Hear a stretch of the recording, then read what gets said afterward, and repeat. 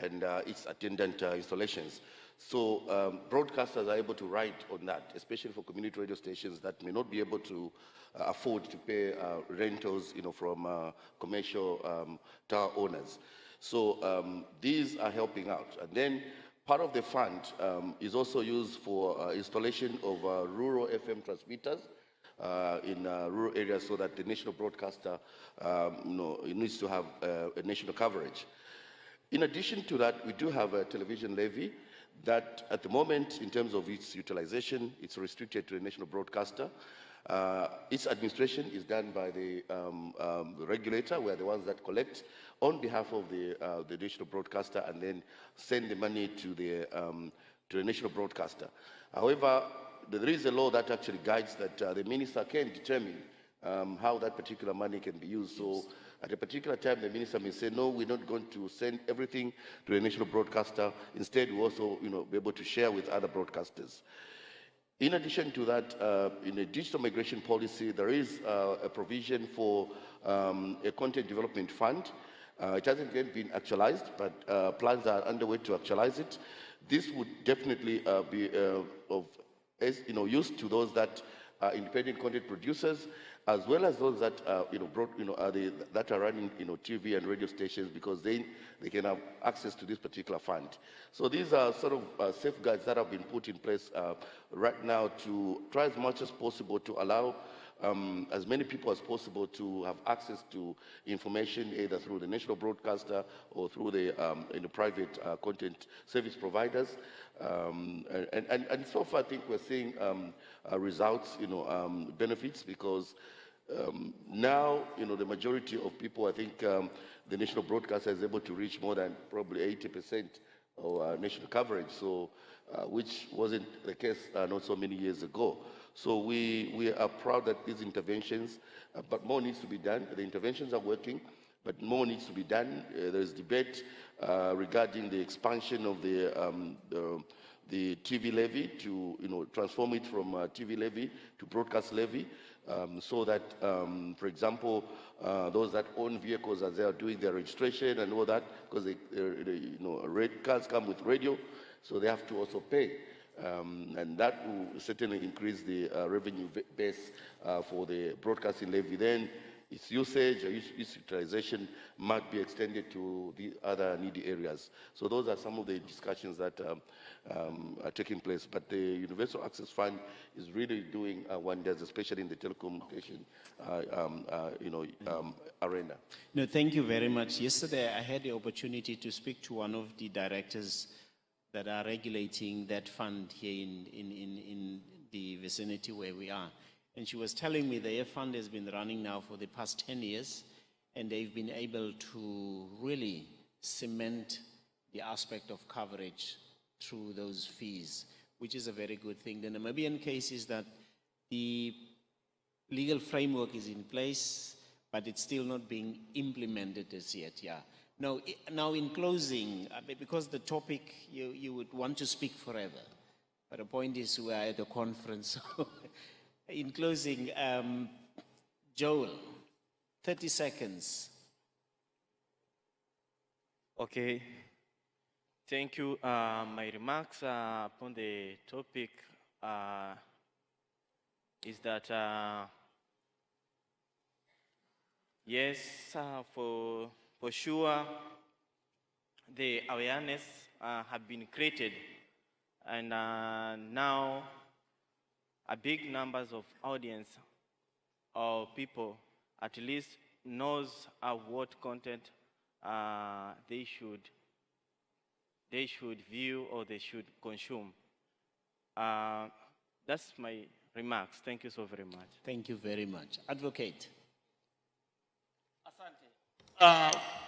Na mimi katika hilo, of course, tuna mabadiliko ambayo tuliokuwa nayo nchini kwa sehemu zote mbili za muungano. Walao sasa jamii yetu inaweza kufahamu au inaweza kupata maudhui walao ambayo yako sawa, pamoja na kwamba bado kuna changamoto za hapa na pale, lakini bado wanaweza kupata maudhui sasa mazuri. Watu wameamua kujidhibiti wakati mwingine kutokana na namna ya kurusha au kutoa maudhui ambayo hayatakiwi. Kwa hiyo at least regulators TCRA wamekuwa wakifanya kazi hiyo nzuri, na wamekuwa of course wakichukua hatua za hapa na pale kwa ajili ya kuhakikisha kwamba maudhui, na hata vyombo vya habari vya Tanzania vilivyopo, hata ambavyo ni public broadcast kama zilivyopo, pamoja na zile nyingine za binafsi, wamekuwa makini sana.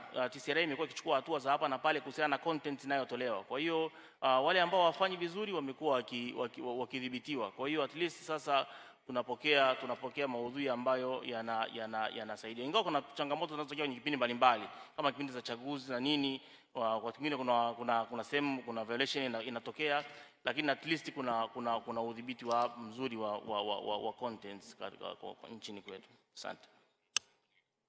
Thank you very much. Ms. Masero. Thank you. Doc, I hear they do call you doctor. Well, in our regulatory function, we try by all means to ensure that the industry is informed of the projects that we intend to undertake, of the upcoming projects, the decisions that we make. We try to make sure that we provide that information. And even during project implementation, we do a lot of consultation with our stakeholders. We try to seek their preferences, alternative views, how do they want other things to be done, or if they've seen things being done better elsewhere, and how our decisions will be affecting their business, because it's our intention to ensure that they remain profitable and they don't die out in the market. And also as a way of trying to create that level playing field. And when we do consultation, we do that even for the public service provider. We don't only consult commercial services. So all the market players are consulted. So most of the projects that we do is through consultation. But we do make sure that in decision making, our decisions are very inclusive.